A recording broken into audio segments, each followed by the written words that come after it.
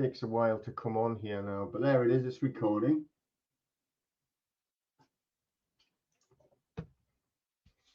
All right, ready? Yeah. Hi, everyone, and welcome to another episode in Checkmate the Matrix. Today, what we have is a very special guest, a friend of mine from Sweden, although he actually is Finnish, but he's been living in Sweden for a long time. And he has been fighting the good fight in Sweden on our behalf, on behalf of man and woman. So welcome to Petri Andersson. Great to have you here. And how are you doing today? Yeah, I'm doing quite well. I'm happy to be there and talk to you, Peter, because it's an honor to be on your show, and yeah, I feel very good. Brilliant. So what I want to do is just to get you to give it a little bit of an introduction to yourself, what you've been doing, so people can actually comprehend what we're actually talking about today, which for everybody, just so you know, it's all about the corruption of the credit industry, how they actually create this fake credit out of thin air and then demand that you repay back to the actual banks, and then how they actually sell it on to the debt collection agencies, which are just as corrupt, if not even more corrupt. And Petri's been having a right good old ding dong in that boxing ring of the credit scene. So, give a little bit of background on yourself, then, Petri, and then how you've actually been getting involved in it in the first place, and maybe how things have been going for you as well. Yeah. I was a long time ago, I was studying in school. After school, I started to work at the Swedish radio station, which is the place where they spread the good news. Yeah. And then I got myself my print shop company. I did have around 200 employees under these 18 years I had this company. I've been working as a salesman for 20 years, knocking on doors, 5,000 meetings a year for 20 years. So I met some people, and yeah, I know how to manipulate people if I have to do that, because I'm a professional on that one. So then I was looking at the YouTube channel, and I saw you, Peter, actually on Mary Russell's show, I think. And I started, yeah, and it was very nice. So I start to follow you, and I try to figure out what's wrong here because I could see there was something wrong here in my country, but I could not put my finger on it. And I've been studying since that. I think it's 6 years now or something. Yeah. Okay. So once you actually got involved, was it more trying to find the background of sort of like the world type of corruption, as in like the cabal and that type of stuff, or were you really just concentrating on one specific area? I tried to figure out what was wrong in the world first, so I studied it for I don't know how long, but I've been studying it for some time. Then I realized I have to do something about things, and the things I talk about is my own finance problems, for example, because I divorced. I have one divorce in the past, and sometimes it can be hard because you need money. So I had so many credit cards and I had so many loans to just keep up my very good standard, because I had to keep the house. Otherwise, I had to sell it for very low money. So I started when I saw I could not manage to pay all these bills. That's it. So now I try to make people understand we've been lied to for a long time. And I do have my YouTube channel. I have some friends I talk to, and we try to do. You call it a doer. I don't talk that much. I try to do things to make a change, and I try to educate and teach people to do simple things like get themselves a DS datasubjekt access request, I think these are, to get from the company, and to make the companies busy with bullshit. That's something I try to do with those people who are scared of talking to these debt collectors and what the industry, if you say that. So I try to teach them you can do small things, just this little, and you take resources away from them.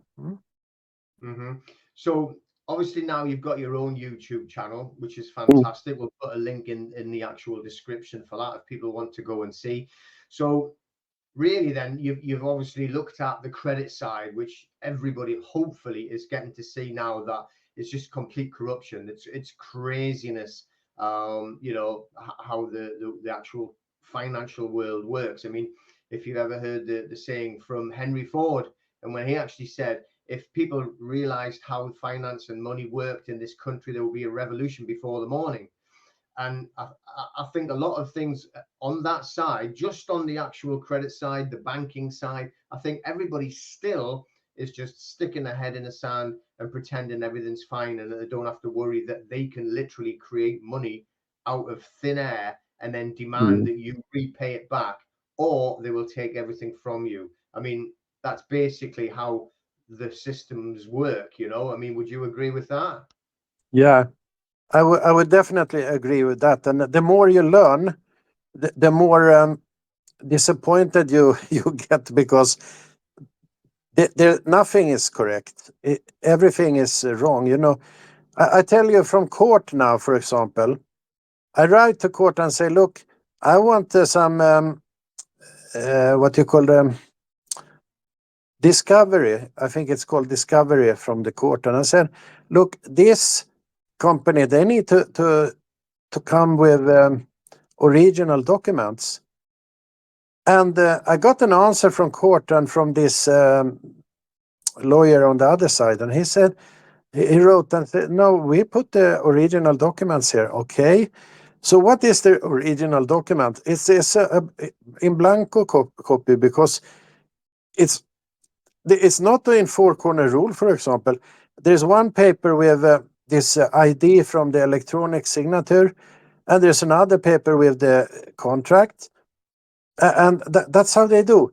So you can't even figure out if it's the original or not. There's no way you can figure it out, for example, and it's very bad. So when you're saying the original contract, you're talking about the original, either, let's just call it a loan application, okay? Just for, we know what it is, but is that the contract that you mean? Yeah, exact. They have different names here. So they call it contract, they call it promise to pay. They have different names, but it's the same. It's the same thing. Okay.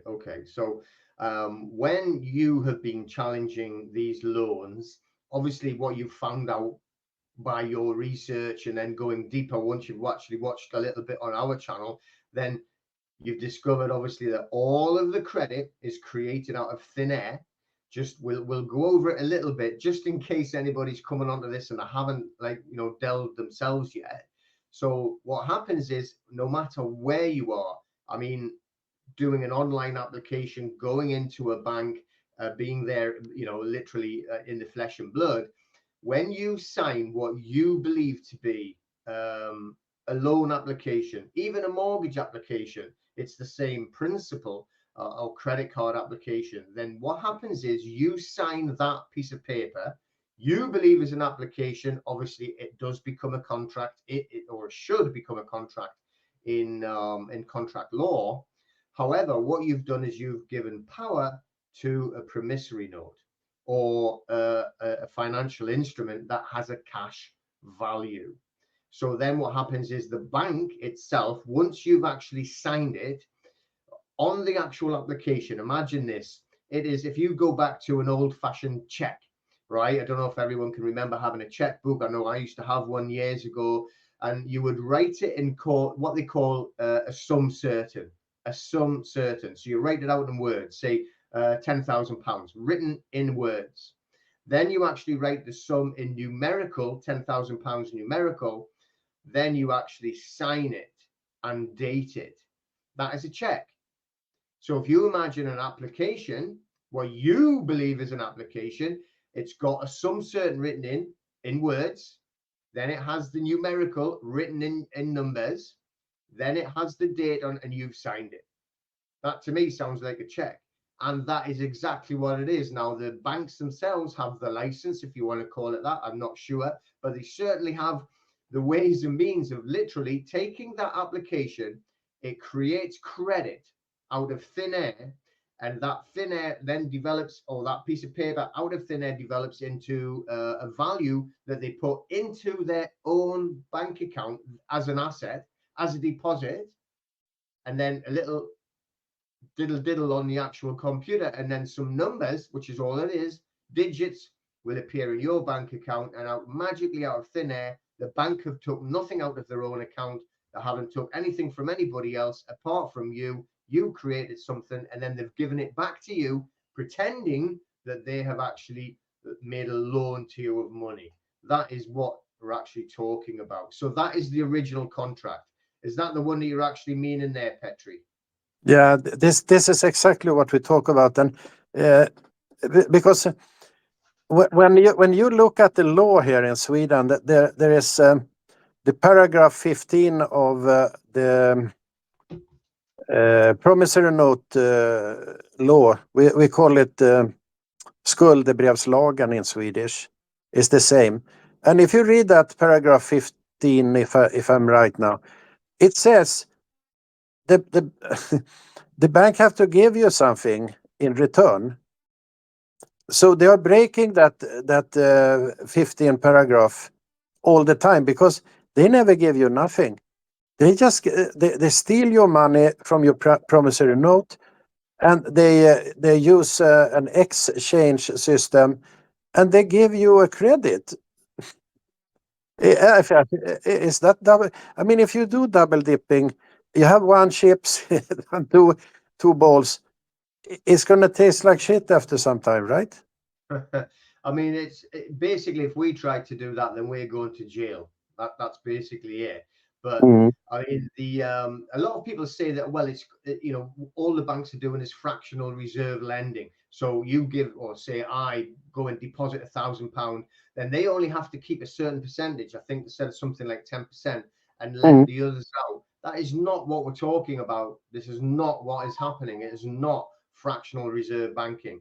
This is, I mean, we can't really call it fraud, because you'd have to then prove your claim. However, they are literally taking that they've got the license, because they are a banking cartel, taking your signature, which is on that promissory note or a security instrument, and creating credit, which literally is cash out of it, which probably would be okay as the world revolved around the credit system, with a fiat currency system with a value of absolutely zero. But it's when people start to actually not pay back or repay, and actually stop the system crumbling, which is what you're seeing very, very soon. I think you're looking at the biggest financial crash in world history that we're actually going to see very, very soon. Have you heard about that, Petri? Yeah, I heard about that, and there is some countries here in north. It's Denmark, Sweden, Finland. Yeah, something like that. We call it the north. We are heading the biggest bankrupt company in history in our area, and it's one debt collector company. It's called Intrum. They're going down now because their shares was halved in one day. So 50% of the shares was disappearing. Next day, 15% disappeared. I don't know how much money they have, but what I heard is they have serious problems to pay their bills. That's for sure. So it's this is amazing what's going on. Huh? Yeah, I mean, that's certainly good news for us. I'm not going to shed any tears for them, that's for sure. I mean, that's obviously, it's definitely, I would say, a European company, if not worldwide. Interim debt collections are very active in the UK as well. So, yeah, we'll certainly have a drink of at the weekend and cheer that one on.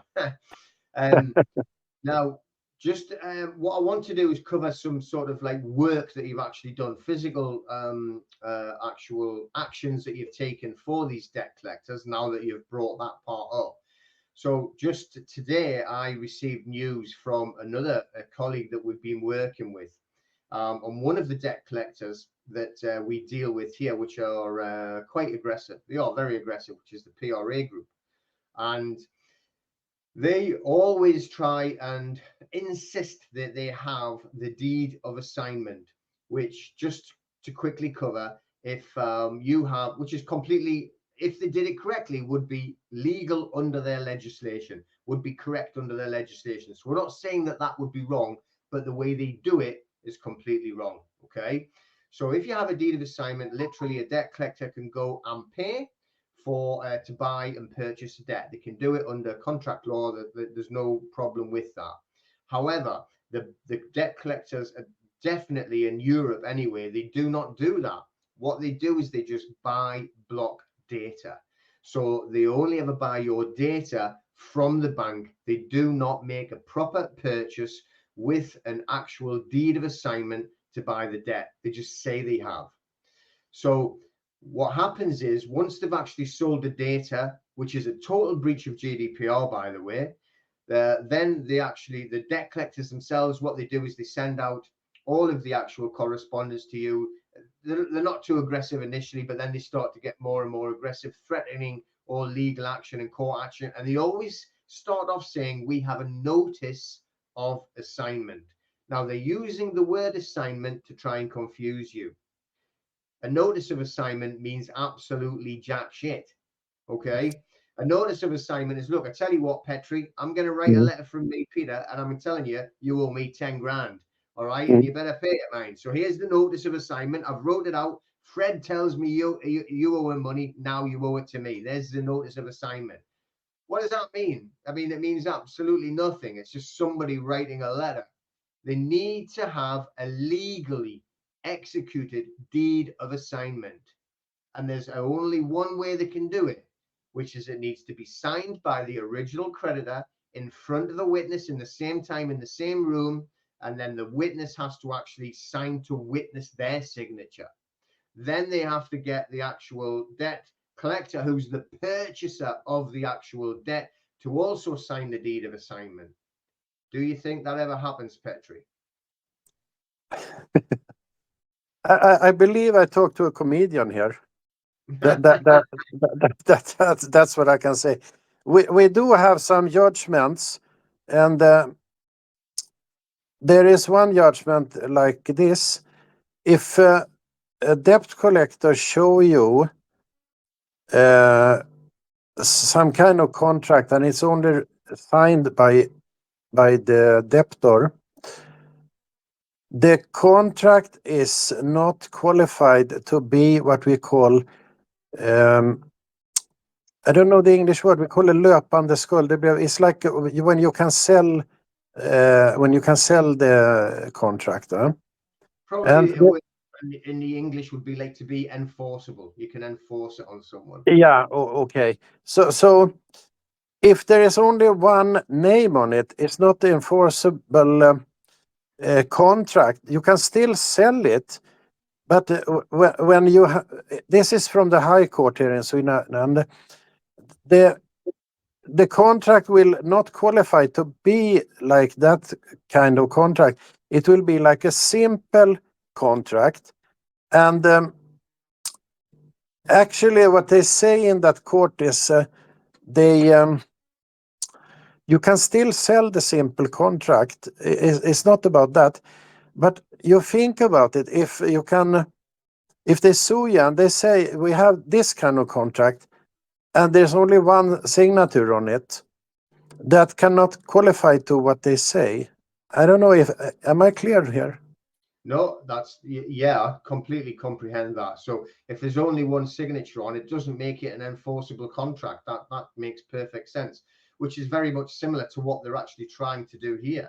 Like I was saying, the colleague I was talking about with that certain debt group, they were actually trying to take him to court to enforce this, and he just put in, it's the same principle as what you're doing in Sweden, but he was allowing them to take him to court, and he just put in a notice under what we call CPR rules, which is the court rules or the civil procedure rules, what they have to do. And it was I'll get the section out, but it's section 31. I think it's 0.6, but definitely 31. I'll check it in a second. And the and it's full disclosure of all the documents. Now, if they are saying they have the deed of assignment, then they have to provide that deed of assignment. Now, I've seen one of the deeds of assignment that was for another case that I was trying to help someone with, and it actually they brought the deed of assignment forward. It was a complete blank document. It didn't have the correct dates on. It was a date from 3 or 4 years before this case. Only had a couple of names printed on, which was the director's name of I think it was Barclays Bank at the time. Nothing written in at all about the debt collector, and no signatures anywhere. And they are trying to say this the deed of assignment. So today we just got message through from a colleague that the went right to the very edge, the PRA group, go to the court case was there. He's turned up ready to defend the case. He's got all of the documentation there ready. The disclosure documents or the disclosure requests that the court had agreed they have to bring along, and the debt collectors simply did not pay their own fee because it's their case, they have to pay, and didn't even turn up. So they'll push you to the very edge, hoping you'll get scared enough to simply back down and then either pay or make a payment arrangement, or they'll just simply not turn up. So can you just give us a little bit story or what's gone on with your cases, some specific cases that you've been fighting with, Petri? I can do that. I have like 20 cases I'm running at the same time, and some of I have like small cases myself, and I have I think it's 8 small cases. I win 4 of them, and I do have some bigger cases with like 200 sterling pounds.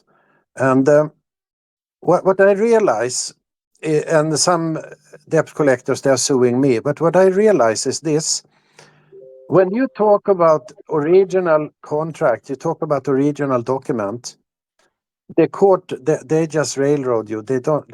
They say, no, we are okay with this. This is okay for us. They don't care. So they sue you with not correct document. And now they've been suing me for like 400,000 Swedish crowns, for example.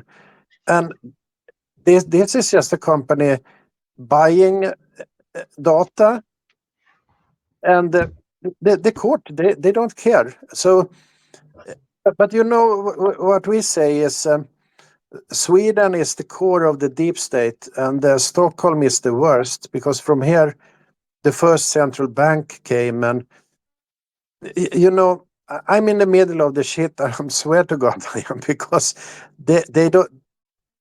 It's so corrupted. You can't possibly imagine. They don't give you permission for a trial to the second court. So you have to go to high court and ask for permission.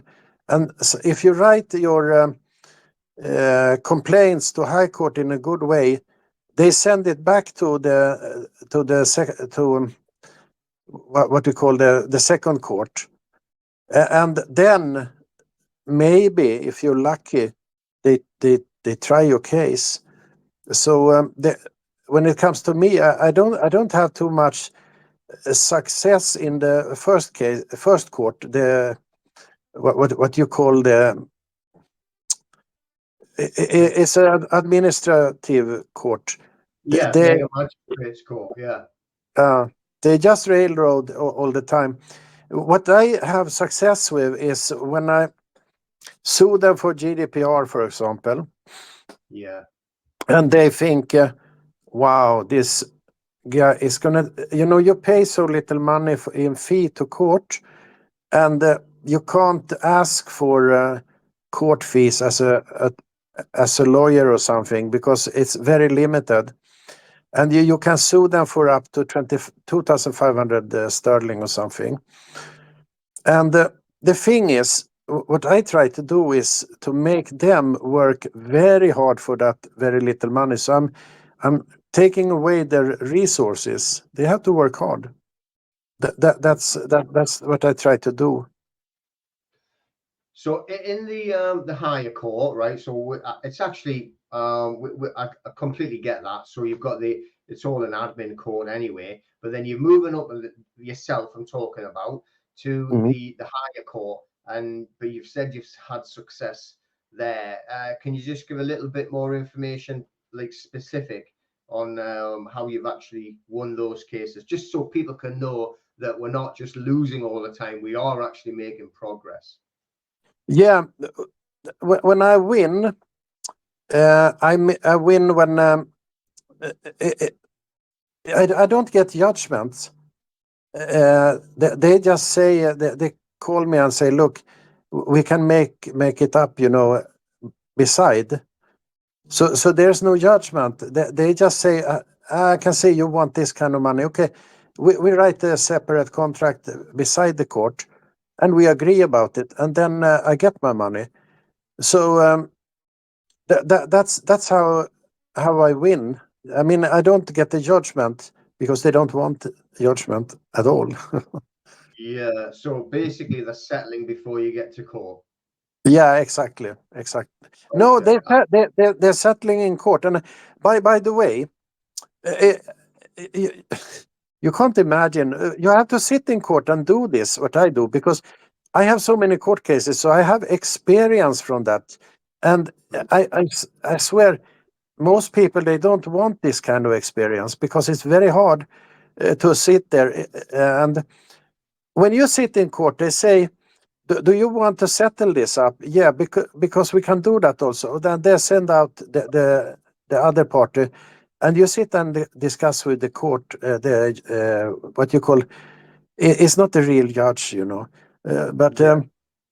and he tried to sell this shit to you. Can you imagine? He's a fucking salesman. So he said, Yeah. "No, but look at this. You got yourself a very nice deal. Huh? What the fuck is a nice deal?" I tell you what a nice deal is. You can spread this on 2 years and pay just a little. What is that a deal? I don't think it's a deal. So No. so so the court tried to sell you a settlement, and I mean, court call me 5 times a day in different ways. Sometimes it's an email, sometimes, and why do they call me? Yeah, because I have the upper hand. They know there's something I know, and they want to they go to a fishing expedition with me. So it's so corrupted. So to win over these people, I think the situation here is like you have to make it so hard for them to move on, so they choose a settlement. That's my uh, thinking now. Yeah. Yeah. No. Well, I mean, the thing is, though, if that's the way it has to be, and Mm, then you're still winning. So as long mm. as you're winning, then we are making progress. Now they must probably hate you by now, because you are making life so very difficult for them and are settling out more and more in the court. And obviously, the way that you've said it there, I would call it arbitration anyway in English. Yeah. Or they're Mm, trying to arbitrate to make you accept something. It sounds mm. like the first of all try to actually make you accept you're going to still pay, but just will make it over a longer period of time. Is that what you meant? Exact. And the court, when there is a dispositive, dispositive case, the court have to just it's a trial of fact, and what is the fact is what you have in the register, in the court register. But these people, I don't know if they are on commission because why would a judge try to sell you an agreement? I mean, I'm a salesman. I've been 5,000 meetings a year for 20 years. I know when they try to sell something to me. I swear I'm an expert on that one. Hmm? Mm-hmm. Yeah, yeah. Oh no, you'll see that one coming a mile off, won't you, if you've got that kind of experience. But the good thing is, obviously, for you, is that you've Hmm. actually flipped it. on a number of occasions, and then they've actually settled to give you, let's call it compensation then. So they've actually paid you, the debt collectors have paid you to get out of that courtroom. So that's definitely a window, isn't it? Then I have some bigger cases also, and those big cases is very hard because it's based actually on this 3 documents with tacit agreement, the price list, and there is what you call private and confidential.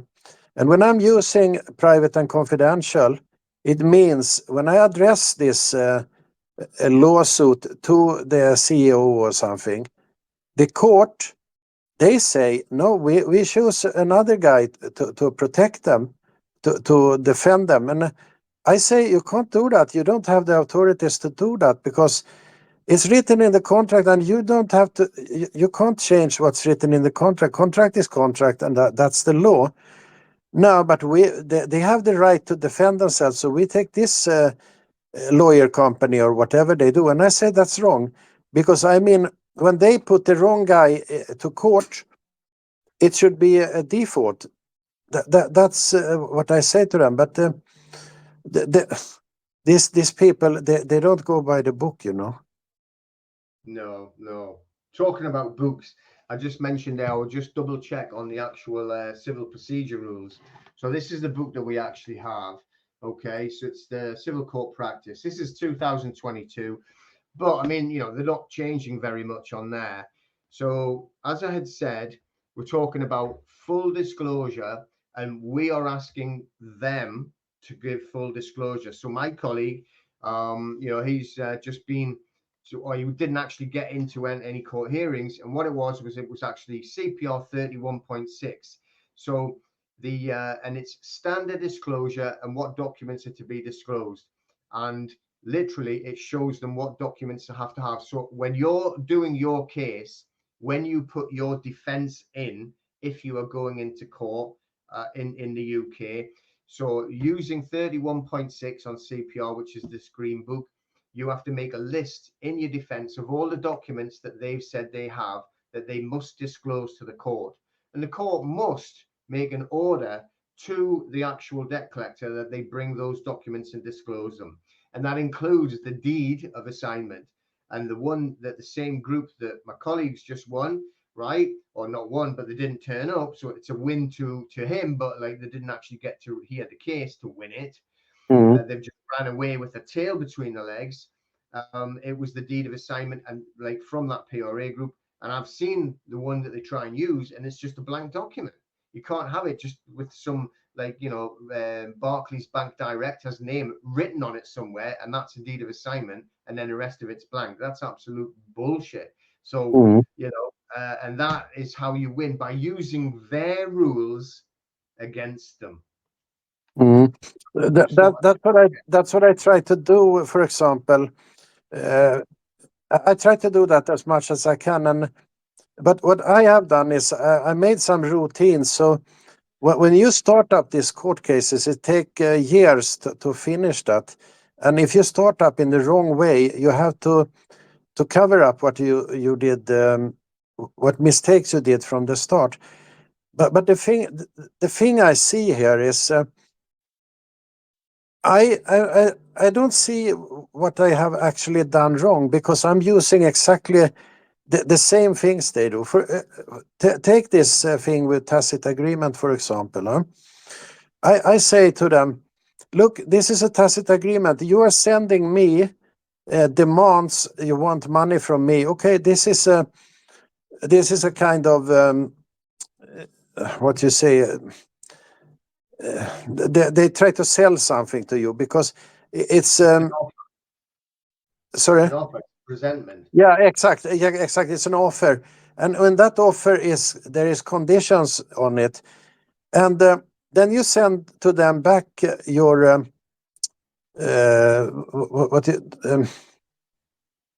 what do you call it? A counter offer. No, this You send the document back to them anyway with your own offer, and you say, look, if you are going to send me documents and you're going to have claims on me, and if you don't show me the proper claims, I have to charge you some money for it. And because you started up this process, so now I'm answering you on your offer. And this is a kind of, so I send them an offer too. And when they do not answer it, and they send more demands, and the way I see it is they started up the procedure, and my offer is now, they're kind of contracted in, you know what document I talk about, right? Yeah, you talk probably like a conditional acceptance. So on a Exactly. conditional acceptance, it's got in it, which is just a counter offer anyway as well. So it's the same. It's a different name, but same terminology. So in Exactly. reality, you've made that counter offer to them. You've replied to their offer. However, they haven't replied to your offer. Therefore, through tacit agreement, then they've accepted your offer. Yeah, exact. And when you try to use tacit agreement against them, the court say no, and they say, but this guy, he's been passive. So when you're passive and you don't answer and blah blah blah, you can't charge them for nothing. And this is exactly how they do to us, because if there is no what you call you can end up in default, for example, right?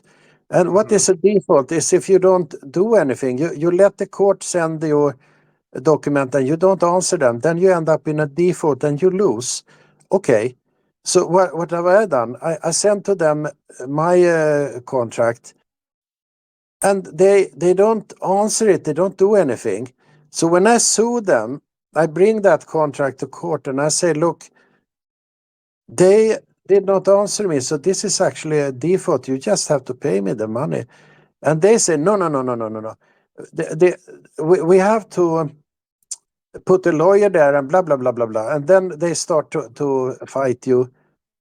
And it's like the court, they are protecting the criminals. That's it. Yeah, I mean, I totally agree. It really is. I mean, they use tacit agreement against us all the time. Literally, Mm, from all of the acts and statutes, you now have mm, to follow acts and statutes because you didn't actually argue against it. So ah, well, say in England, then the Houses of Parliament have said it's now a law that if you're under 6 foot tall, you have to chop your head off, right? And if you haven't argued about it, they're going to chop everyone's head off. It's but exact. that's a ridiculous sign on tacit agreement. But then when you've tried to use it, as you've mentioned, and someone else I know recently on a council tax case used tacit agreement because they didn't reply, they went, oh no, you can't do that. Even though it states point blank on contract law, right, Mm, that silence is agreement. yeah, exact. And it's the same here in Swedish law. And anyway, there's another thing I want to bring up on the table here. We have something, European Union Commission, and I was thinking about to send all my those judgment I have, a couple of them now.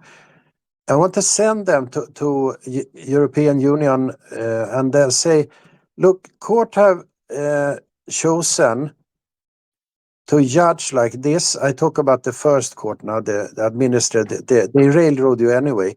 So I send them to the European Union. I say, look, these guys, they don't even request the original contract or the original document. They make judgment on the wrong document. This is fake. You have to do something about it, because the Swedish court, you can't trust them no more. What do you think about that?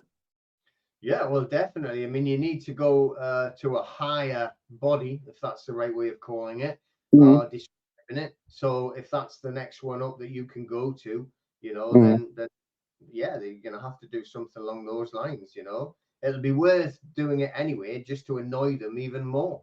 mm. So Yeah, yeah, yeah, it's true. So that's a small things.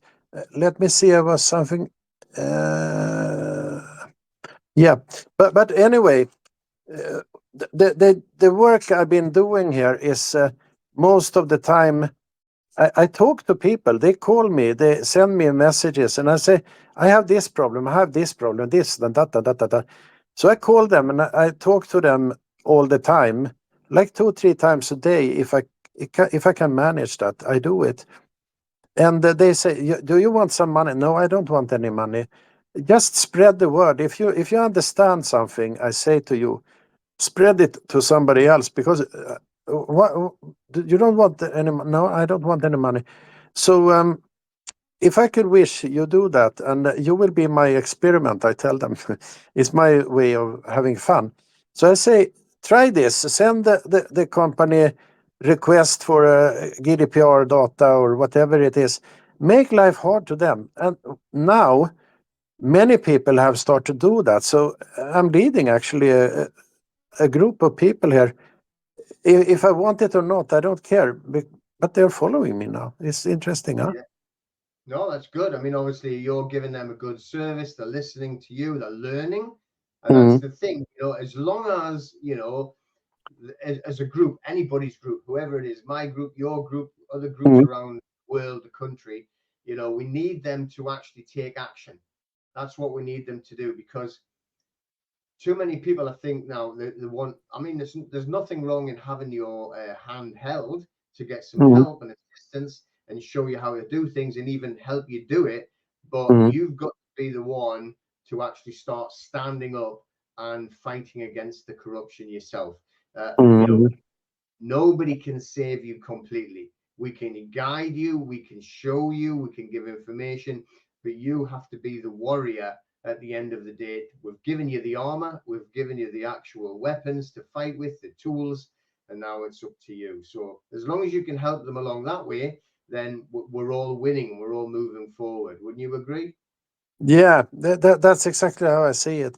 So what I try to do now is, for example, I try to teach them about, I don't know if you call it constitution or common law, but we have something similar common law here in Sweden. And I tell them, look at your rights. What is your right? Is it your right when you register your car and you can drive? No, this is not your right. Your right is you can actually go buy your car with no license or anything.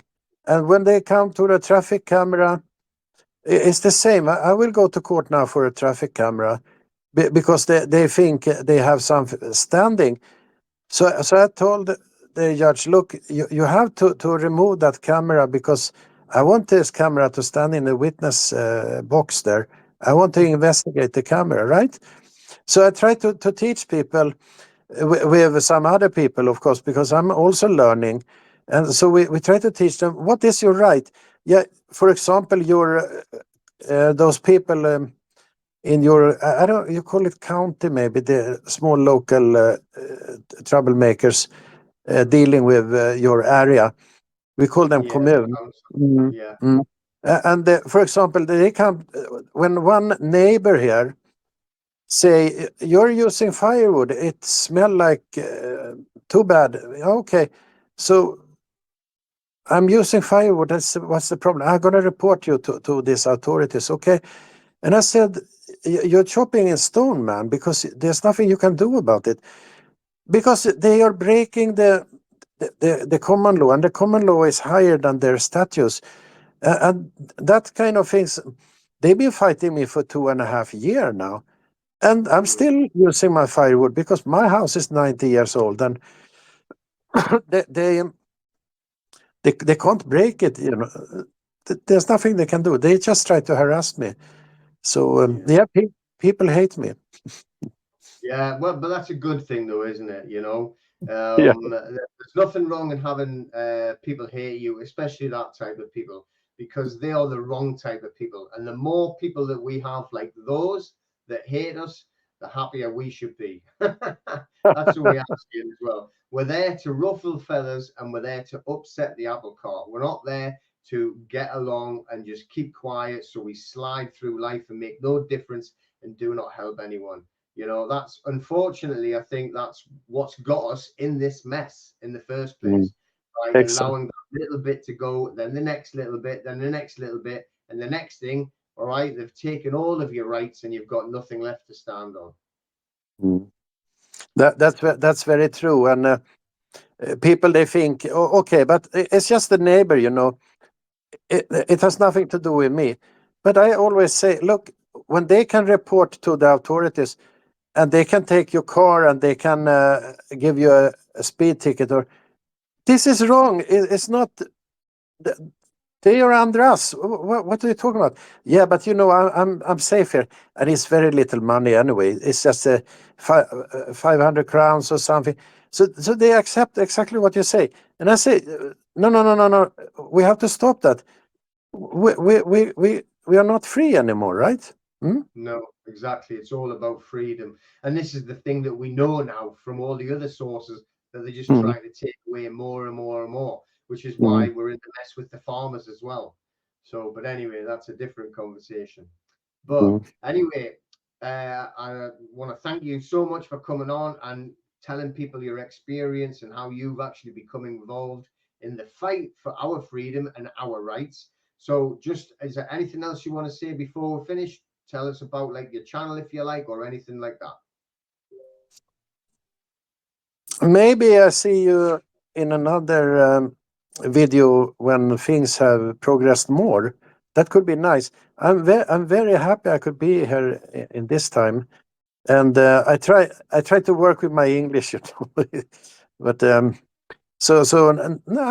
I think I said what need to be said right now, and exactly what you say. We need some hand to hold, and we need to talk to people, and we need to group ourselves in special positions. So, for example, one guy, he know how to sue, another guy know how to protect, another guy know about these financial instruments, another one know about this and that and that and that and that. Because one person cannot do everything, but if we specialized, we can do so much, because then we don't need to learn everything, all of us, you know. Yeah, exactly. And then share the knowledge between us, and then everybody can help each other with their own little bits. That's absolutely perfect. Yeah. Okay. No, fantastic. Yeah. And, you know, I'll tell you what, like, you speak better English than I speak Finnish or Swedish. So we have to take our hats off to you for that. But thank you very much for coming along on the show. We'll definitely get you back on, especially if you get some more success. So we'll keep in touch and then let people know how more, because that's what we need to do. Show people, look, we are having success. We're using, you know, whatever methods that we have to use to move forward, to beat the matrix, to checkmate the matrix. And that's what it's all about. Learning how to play a better game on this chessboard of life, and being able to outplay them, outmaneuver them, and checkmate them. But thank you very much for watching the show. So please remember to click that like button, subscribe as well, and share it to others, because we need to spread the word, especially when we're winning. Okay. So thank you very much, everybody, and take care. And we will see you again very soon. And thank you so much, Petri, again for coming on the show. Let's stop recording there. Stop recording.